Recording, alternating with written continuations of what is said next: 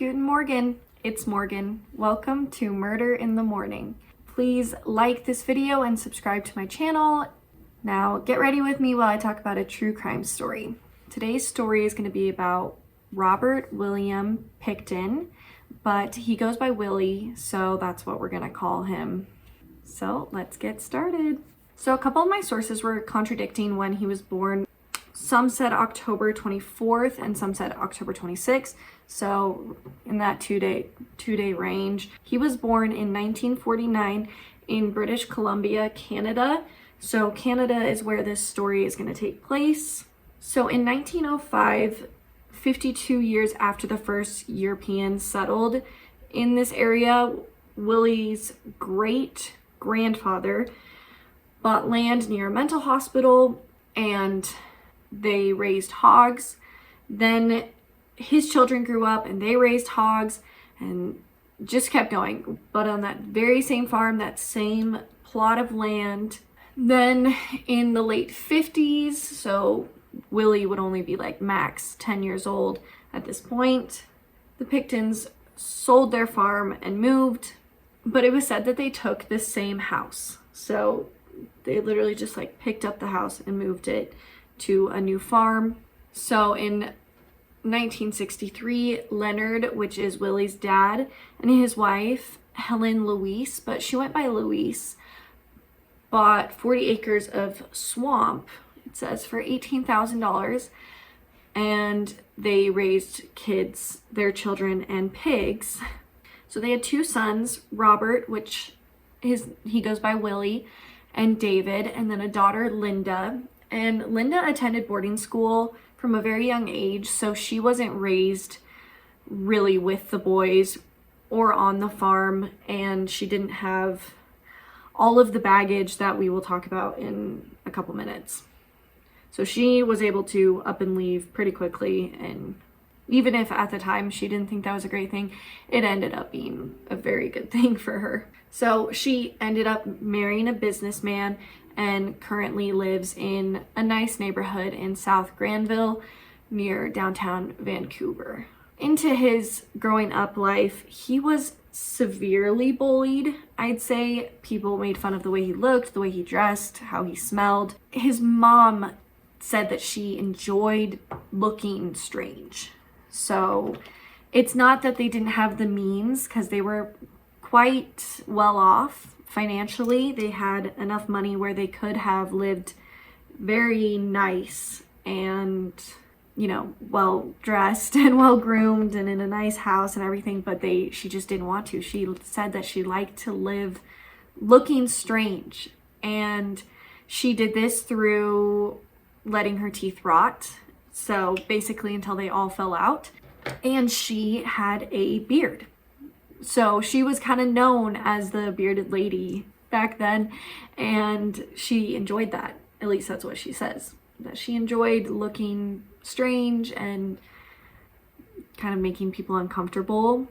She especially liked making children think she looked strange, you know. So their farm, the house, they allowed the pigs to roam freely into the house, which meant there was poop everywhere and no one cleaned up after them. So they would just leave their food and garbage and poop and everything just out there. They actually didn't even have a shower. They just would bathe in a basin whenever they decided to bathe. They did not do any hygiene whatsoever, cleaning their clothes or their bodies or their teeth. So if you can imagine the house and area, and they smelled very foul, very bad. You get really bullied about this in school. They'd make fun of how he dressed, how poor his house looked, even though his family was very financially stable, made just as much, if not more money than these kids that are bullying him. So his parents just they never read to him. They didn't help him with homework. He just really didn't have a great childhood because his parents didn't take care of him, and you know, he's a child, so he didn't really take care of himself either. And so his grades really started to slip and he wasn't doing good in school, and on top of being bullied and just not having a good time in school because of all of that, he ended up just dropping out of school. But his brother David stayed in school. So the parents were like, okay, we're going to teach you the family business then if you're not going to go to school. And it was said that he could go and butcher 24 animals, livestock, in one day. But the way he would do it, at first the family's like, wow, you're a natural at this. You're so good at the family business, which is fine. But he ended up enjoying it a little bit too much. Well, enjoying it at all is a little bit too much. So he would torture basically the animals. He would kill them in ways that wouldn't end their suffering quickly. And then after, having his fun with it, then he would kill them in the traditional butchering way and butcher them correctly. But before they would actually die, he would just kind of have fun with it. So some weird things about his childhood that don't really make sense with this is that he had like a calf, which is a baby cow. He got at like 3.5 weeks old, the calf was, not him, obviously.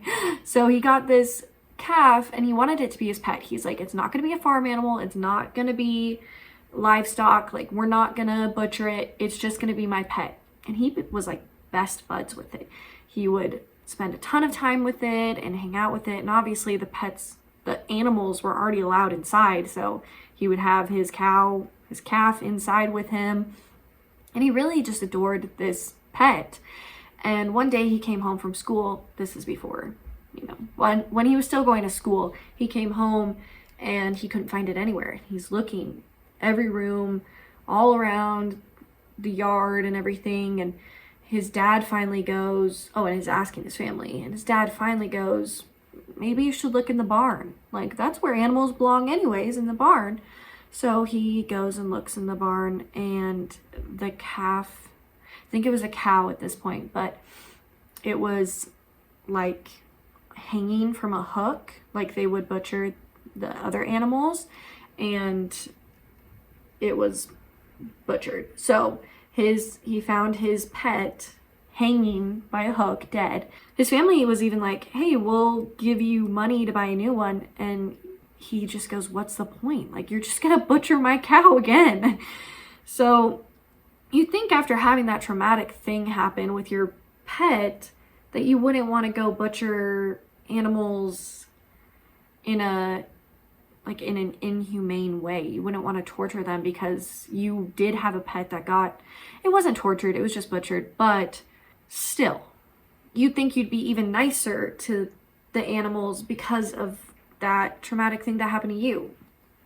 I don't know, but he did not. So he's already enjoying himself butchering the animals in creative and, for him, fun ways at a very young age. So then his father died in 1978, and then his mother died just a year later. So then the brothers, and the sister did take over, but she was more just like, hey, you guys run the farm and I'll just like help out if needed / take the profits, because it was handed down to all of them. But the brothers were the ones who ran the farm after their parents died. So then in 1994, they hit it. They were super rich. So originally the farmland was purchased for like $18,000, right? And then in 1993, it was worth $300,000. And then 1994, it was valued at $7.2 million. So they sold part of the farm for $1.7 million. And then they sold another part for $1.2 million. And it was turned into a park. And then the school district bought another piece for $2.3 million and built an elementary school on it. So he was known to be pretty socially awkward because he didn't really hang out with kids his age, obviously because they bullied him. And then when he left school, it was just to butcher animals. He was pretty socially awkward, and he lived alone in a trailer on the farm. So then 2 years later, in 1996, the brothers started a Piggy's Palace Good Time Society. So they registered it as a charity to raise funds for service organizations through events like dancing and shows. But in actuality, it was a speakeasy, you could say. Neighbors would complain of it being rowdy, there being drug use, and it just being loud. So it was not, while it was registered as a charity, it definitely wasn't. It was a party place, and it was a place that people that could get cheap drugs and cheap alcohol. So it was like it was pretty poppin'. A lot of drug addicts were like, this is where I can get easy drugs and get work at the same time, if you know what I mean. So sometimes there would be 1,700 people that would come to this place. So it was insanely crowded and popular and loud.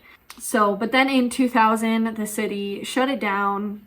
If neighbors are complaining of all of this, it's pretty, I don't think it should have even lasted that long with what was actually going on. I mean, if it was just a place for entertainment and shows and dancing, then they should keep it, but it went downhill fast.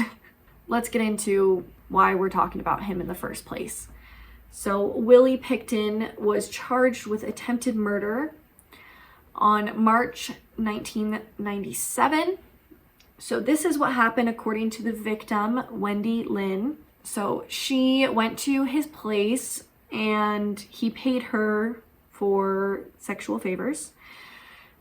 And he paid her, right? He handed her the money, and then she said that he kind of just like caressed her arm, and then he grabbed her hand and put a handcuff on it. And she immediately goes into fight mode because she knows what's about to happen. She remembers seeing a knife in his kitchen, and so she goes over there and she stabs him, and then somehow he gets control of the knife and starts stabbing her. But like while he's in the process of stabbing her, he, like, the adrenaline kind of wears off, and he's like, oh, like, I've been stabbed. And so he slumps over because he's been stabbed multiple times, and she's able to escape, and she's been stabbed as well. She's just running, and she gets to the hospital, and she tells them what happened, and they're just like, okay, like, we'll take care of you, we'll help you, obviously. And someone shows up to the same hospital with stab wounds. He goes to the exact same hospital that she does to treat his stab wounds, and his story is that he picks up a hitchhiker and she just started stabbing him. So he's like, oh yeah, I was just driving and I see this hitchhiker, and I'm like, oh yeah, I'm gonna be a good nice dude and pick her up. But then she just starts stabbing me, like, geez. So that's his story, right? But the handcuffs that she has on her wrist, he has the key to in his pocket.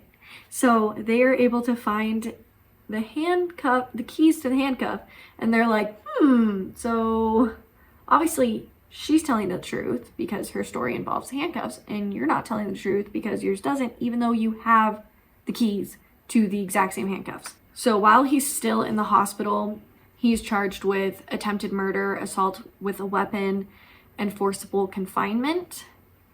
But he was released on bail before he even went to prison or jail. And the charges were dismissed 9 months later because they said that since she was a drug addict, that she was unreliable, and he served 0 time. So even though they found the handcuffs, like the handcuffs were still on her, even though they found the key on him, and his story obviously didn't match, even with all of that, the stab wounds, like he literally stabbed her and tried to kidnap her, he was let go with 0 time served, and the charges were dropped. So he just, kept doing that, except, well, we don't know if she was his first victim, well, attempted victim, but he just goes on a killing spree after this. And it isn't until one of his workers notices that women would always go to the farm and it was like the same women that would go to his farm ended up missing. Because there was a record of the missing women. And so the worker was like, interesting. All of the women that you bring home, no one ever sees them again. And the farm was huge. And so he could easily hide bodies there if he wanted to. So this worker goes to the police and says, hey, I think this might be your guy. I think he might be the reason all these women are going missing. And so the police start tailing him, and while they're tailing him, I think they tail him for like 3 months, women aren't going missing. The number of missing women decreases exponentially, and they don't put that together. They're not like, oh, since we've been tailing him, that must be the reason why less women are going missing, because we're literally watching him, and he knows that.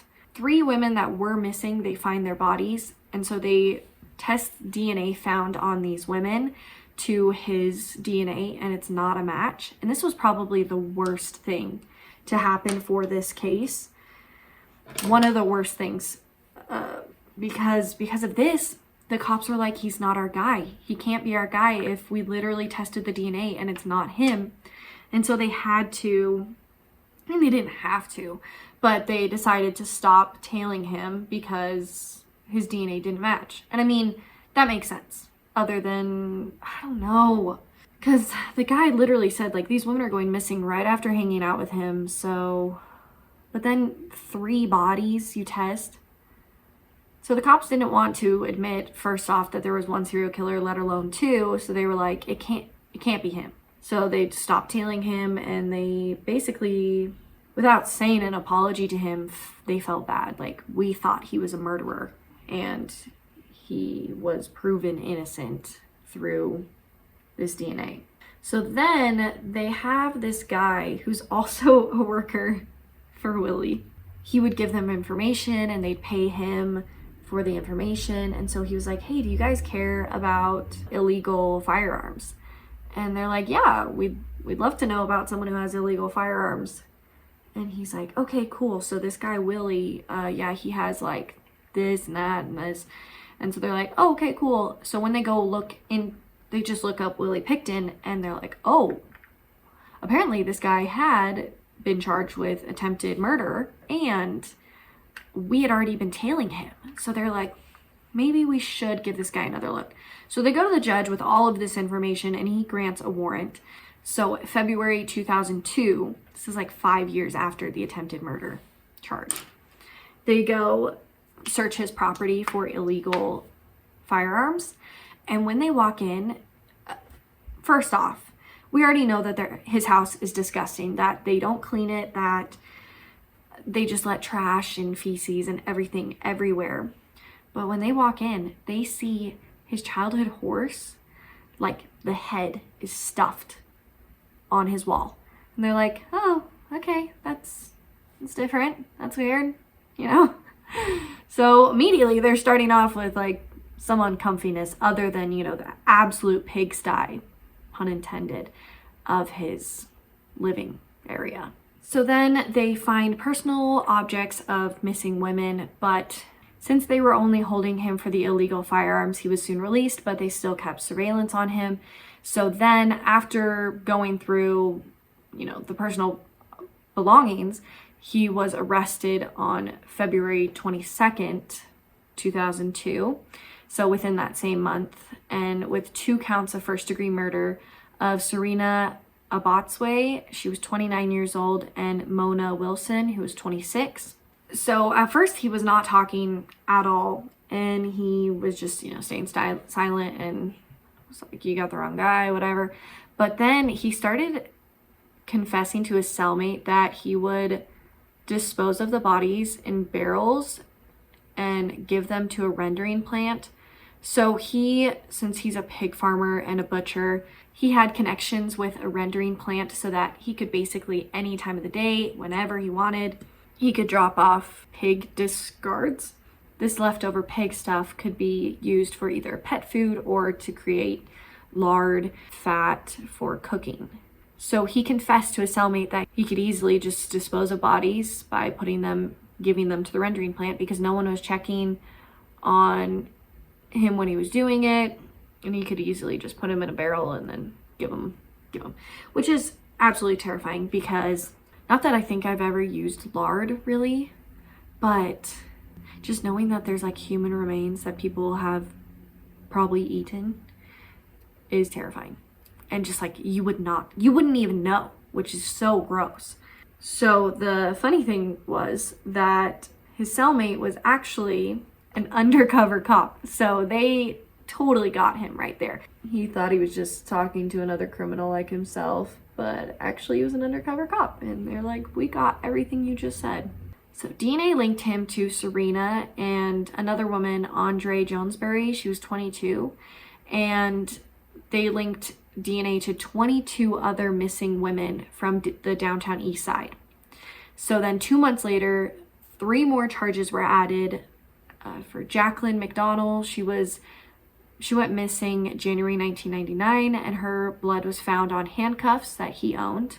And then Diane Rock, she was a mother of 5, and she went missing October 2001. So pretty quick, like October 2001 to February 2002. So if they had just been a little faster, she could have been saved, you know.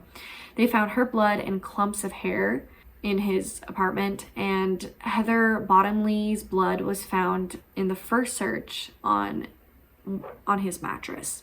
So they were able to find tons of DNA linking him to these women, and not normal stuff like clumps of hair. You don't just get a girl's clumps of hair from just like a night together or hanging out. That's not normal.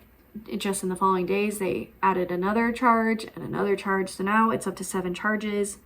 And then 4 more charges were added in September and 4 more in October. And so the total at this point is 15 charges. I bet that was just insane, because obviously the main goal of going was to see if he had any links to these missing women, but I don't think any of them expected it to be this big, this many, and this horrible. Warning, this is graphic and disturbing, but I think you need to know the disturbing stuff to really truly understand what these people went through, and to not, if things are sugar-coated in true crime, then it's almost like, what's the point? Because you need to know what these people went through so you can understand why these people need to be in prison and why they should never be let out. Because the things that this man did is unforgivable. You cannot come back after what he has done. They go into the freezer inside his slaughterhouse, and there were 2 5-gallon buckets. They look inside, and even though it was frozen, there were 2 human heads. So 1 in each bucket, and they were cut in half vertically. I don't know why that disturbs me so much more than horizontally. Maybe because like the jawbone, you can go in between, but the fact that he went vertically is just so disturbing to me. Oh my gosh. So yeah, 2 human heads cut vertically, and then 2 hands and 2 feet. So these heads and hands and feet were Serena and Andre, and they were killed by gunshots. So that's how they were, definitively, that's the DNA that linked them. They knew for sure that he killed them. So backtrack, February 1995. Well, I guess, okay, so before I said, like, we don't know if his first victim was the woman Wendy that he tried to kidnap. No, that wasn't his first victim, because in February 1995, a head was found in Mission, British Columbia, and it was cut in half vertically as well. So this was just because of, you know, it being cut in half and, you know, decay and all of that stuff. She was just determined to be a Jane Doe. But they connected a rib bone. Her rib was found on his property. So they were able to link, after 7 years, they were able to link them together because they found her rib bone. So he did all of this with an electric handheld saw. So he was very up close and personal with that. I absolutely hate it. So they were not messing around. These investigators and the forensics team and all of the people that help with searching the property, They were not messing around. They dug 30 feet down into the ground all around the property. They were like, we are not missing anything. And it's a good thing they did, because they found so much. It's insane how much they found. Another woman, Marnie Frey, she was from Campbell River, and they were able to determine that it was her from a partial piece of her jaw that still had some teeth in it. So then they are starting to think even more, and they test the boots and clothes from that attempted kidnapping of Wendy, and they connected it to 2 more missing women. So they finally, after all of this time, after he's attempted to kidnap, after they've dropped the charges, they finally test the DNA on his boots and clothing, and they're able to connect it to 2 more missing women. And then they go back to people that knew him and are trying to get even more information. And the worker who originally gave him the first tip that, you know, he might be connected to all these missing women and he has a ton of property, he says that Willie had told him a good way to kill someone is by injecting them with windshield washer fluid, because it would kill them pretty quickly and no one would see the injection mark. So I just wonder, we know 2 of the victims were killed by gunshots, but I just wonder if the rest of them were killed with this windshield washer fluid.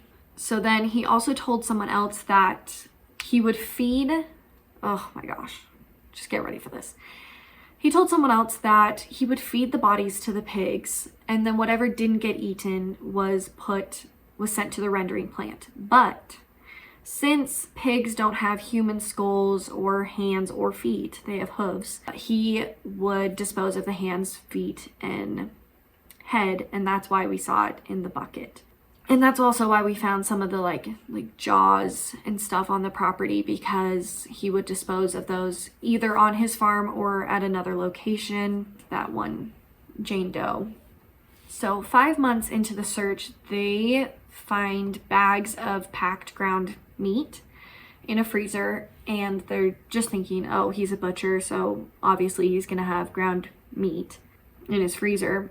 But 4 months after that, they decide to examine the meat, and they determined that the pork was mixed with human remains. So it was linked to 2 more missing women, and it's possible that the meat was sent to people. That's the other thing that freaks me out with this case. Not only the rendering plant that, human remains are in lard back there, and back then were in lard and perhaps pet food, but the fact that these people in this town probably ate human remains and not even know it. That just makes me so sick to think, and it's terrifying. Absolutely terrifying. I know there's a truck stop killer that cooked people and then fed it to people, but this is just those are both terrifying. It's just terrifying. I can't even imagine. That's so gross and traumatic. That is traumatizing. If you were in that town and you're finding out that you probably ate human remains unknowingly, my gosh, I don't know how you get back after that. Because there was such a big search and so many people, so many missing women, it took 5 years for the trial to end up going. So then on January 30th, 2006, his trial began in New Westminster. He was charged with 27 murders, to which he pled not guilty, and the judge split these charges into 2 categories, a group of 6 and then a group with the other ones. So the 6 counts of murder were of Serena Abotsway, Marnie Frey, Georgina Papin, Mona Lee Wilson, Brenda Wolfe, she was 32, and Andre Jonesbury. The jury found him not guilty of first-degree murder, but they found him guilty of second-degree murder because they didn't believe that he acted alone. I'm sorry, I don't care if he acted alone or not. There's a lot of people that think his brother was involved. He needs to be found guilty of first-degree murder, in my opinion. So he only got life without parole for 25 years maximum sentence. And the judge ended up staying the other 20 charges because they said that he's already gotten the maximum sentence for second-degree murder. So adding the other, 20 people that they have proof that he killed wouldn't change anything. And when I told my husband this, he was like, it brings justice. It brings closure to those families. Even if it's already at the maximum sentence, he still needs to be charged with their murders because he murdered them. And I agree, that brings justice to each and every one of them and to their families to know that they found justice. So I don't really like that he wasn't charged with that he wasn't found guilty or put on trial for the other 20, because maybe a second trial, people would have decided that it was first-degree murder, and then he would have, I don't know how Canada law works. He could be released February 2024. That is his eligibility for day parole, and then full parole in February 2027. So in just less than a year, he could get out for day parole, which is absolutely terrifying, because even though he's like 70, I think he'll be like 74 years old or something, this dude is the scum of the earth, in my opinion. Like, there's only one other story that I think is more disgusting than this one, and I cannot stand this guy at all. So that is the story of Robert William Pickton, also known as Willie Pickton, also known as the pig farmer, also known as complete trash. In total, they think he killed 48 women, many of which were Indigenous women. And if you haven't been following along, there's been an insane amount of women in Canada and in the United States that they go missing and are abused and murdered way more than anyone else. And this case really got the ball moving with trying to find justice for Indigenous women, because majority were Indigenous and they were not taken seriously, and they were not, literally 20 that did have DNA weren't even brought to justice. That DNA was found, they weren't even brought to justice. And so it's just, not only is it important to know about this stuff for the many reasons that I've already told you, but to speak out for Indigenous women, because they are way more likely to be the victims of murder, rape, kidnapping, all of that stuff. And there are not very many people fighting for them outside of their community. Hope February 2024 never happens, or at least hope he does not get out.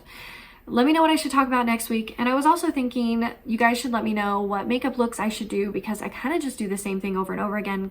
I know I'm just getting ready, but I need some variety. I need some advice about what I should do. So talk to you guys next week. Thank you for listening, and bye.